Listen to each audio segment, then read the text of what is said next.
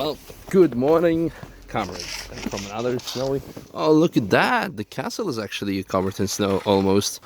That hasn't been the case recently.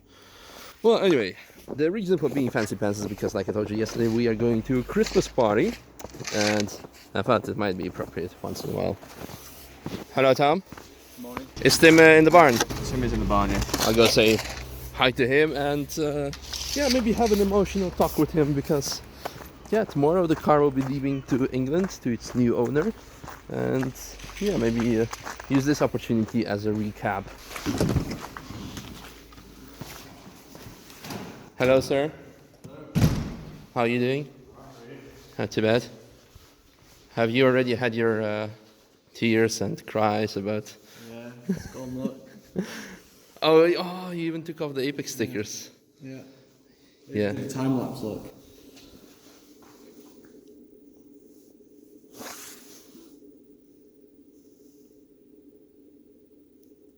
So yeah, it's pretty sad.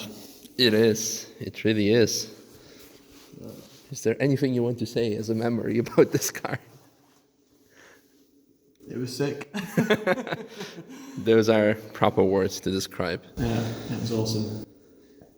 But it's time to move on. Yeah, so yeah, I told in a previous video like what was more or less the reason why I would do it, but you said there was also another reason regarding insurance. Yeah, the biggest reason. I mean, if I could keep the car here and keep it insured and everything, then I would do. I love it. You know, it's unbelievable machine. You know, it's amazing. You know, because I built it from the ground up as well. It's just Because again, just a reminder for new people on the channel, you built this car completely by yourself. yeah. Well, built it with a friend. Yeah, but still, there was like no professional tuning shop involved or anything.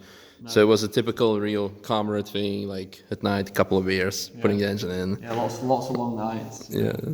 But yeah, the biggest reason is just because the whole insurance thing on the ring as a Brit is a nightmare. So a British registered car on the Nürburgring, you're not really covered in terms of insurance, and you know, as much as we don't want to talk about it, accidents do happen. Yeah, and I mean, probably two most discussed accidents of this year were a car in one case was a McLaren, not our McLaren, and the Porsche that lost coolants, and then according to German law, because those cars caused accidents indirectly from all the cars that went in the barrier because they went over the coolant, that car and the owner in that case held her responsible.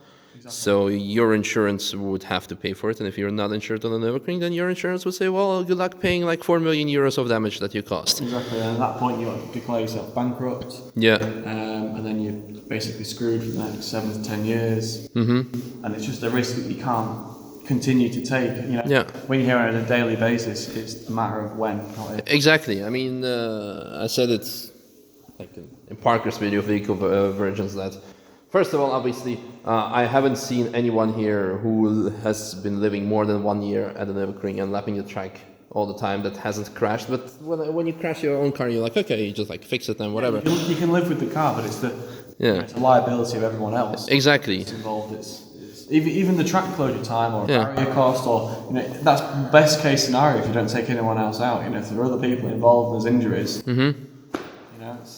Yeah, exactly. This goes also obviously not for the track. I mean, he's insured on the public road, but I mean, just a very far-fetched thought is, if you're like a minor, you don't have a driving license and you decide to joyride, it's not you're the one who will be screwed, but other people that you put into danger, and that's why your parents don't want you to go joyriding, because, well, that's a bit. Back to the topic of the car. What was the best memory you had with it? That's a very hard question. I really. You can say a couple. Yeah, I mean, I like taking people out because it's just such a raw experience, and when they experience that for the first time, it's just a bit like when they come out with the blood coming out the ears. Yeah, all that sort of stuff. It's such a raw experience because there's no driver aids, no ABS, no traction control, no power steering, so you just feel absolutely connected to the track and to the car. I don't really think I have one outstanding moment. I think it's just in general, it's just been. We all can say it just by talking about it with a huge smile on your face. That's the whole car is big memories. I mean, if I would be so much into editing and you not complaining like that some videos look way too professional, I'd add some like slides with some sad music there and Tim hugging the car. Yeah. There's exciting things to come.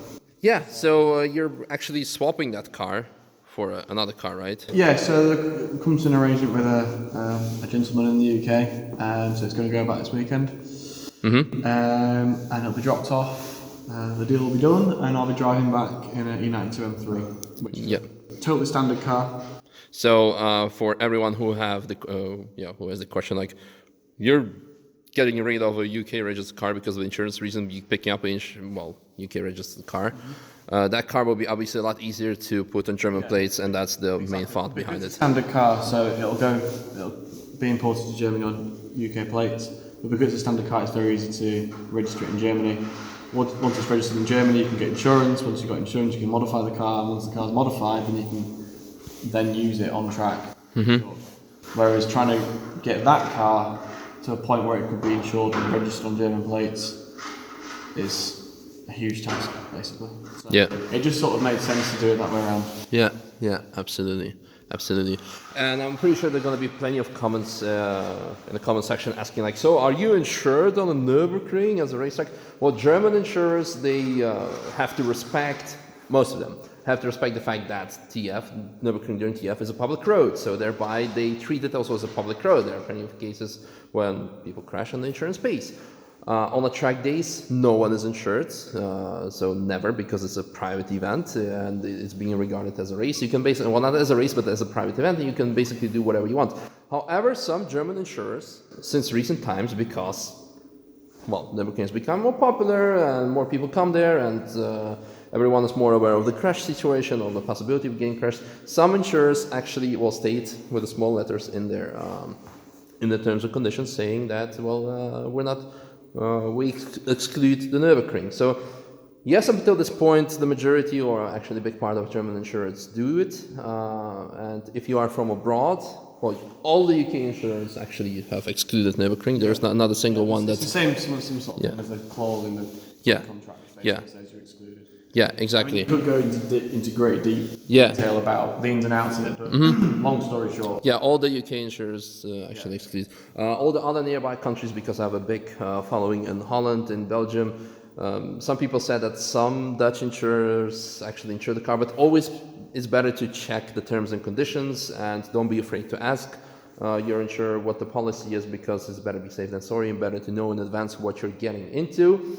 And thereby meaning, if you don't have an insurance on your own car, then it's extra wise to rent a car. And this is a direct, indirect advertisement. It's just a fact, because don't put yourself into risk of your coolant hose popping off, and then you ending up paying 4 million euros, or being liable for paying that 4 million euros. So there's going to be just as massive crash as we had a couple of months by now already back. But you get the point. So don't put yourself at risk. And this is one of the messages. So E92 M3, you said it's going to be modified, but this is something we're just going to have to see what's going to be. Yeah, so it's going to be as and when funds allow. So it's not going to be quite as extreme.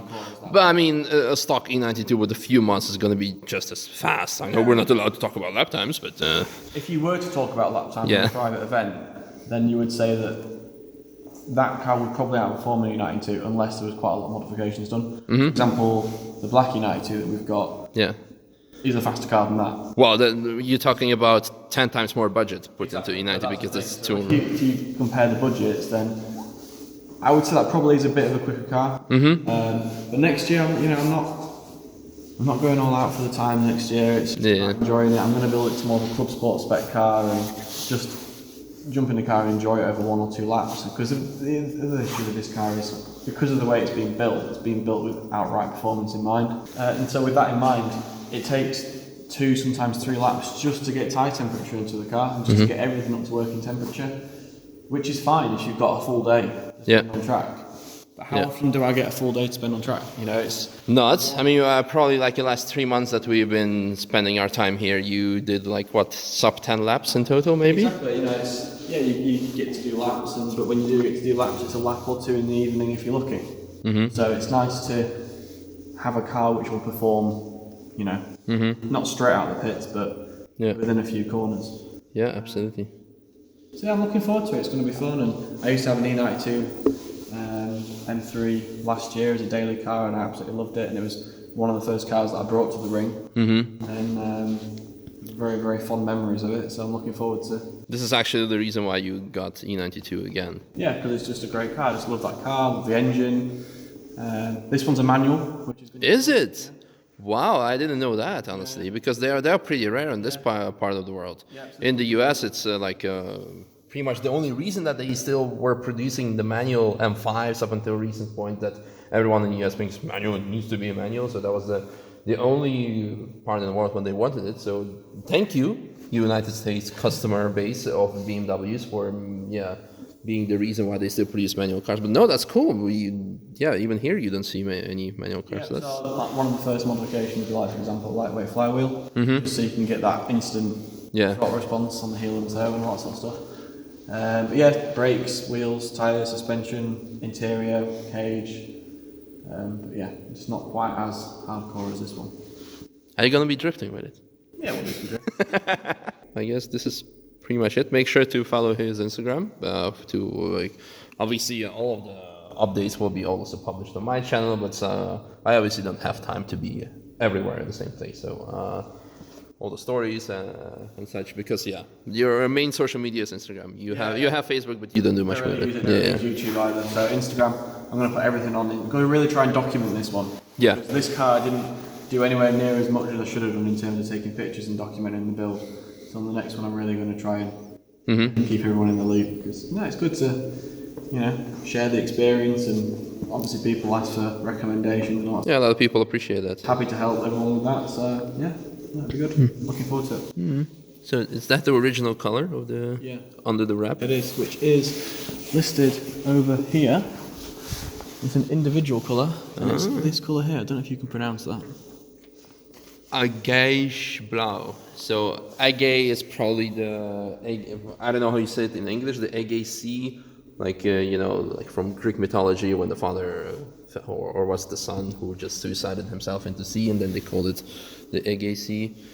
So apparently that should represent this color. Well, I guess this covers it pretty much. You will be leaving tomorrow morning early. Yeah, early morning, and then drive back to the UK. Through the Eurotunnel and up to the UK, and then drive back down in the E92 on Sunday. It's going to be a long weekend of driving. Yeah. So actually, next week we will be seeing your new car already. Cool. So we'll have to make two videos: one about your daily and one about your E92. So I'm happy that I'll have something to share with you guys over the winter content. That's nice. And then actually over Christmas, we're picking up Tom's car. Oh yeah, was he getting E46 or also E46? 320, 325. 325. Imola red.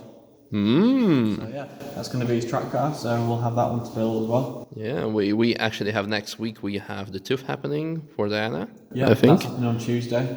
Yeah, so that's going to be. There's going to be also something. So there's going to be a video following for my German audience, because I believe like 20% of you are from Germany. Regarding what do you need to do, everything to make sure you can import and register the car in German place. What are you going to import the car from Japan, US, or well in this case UK.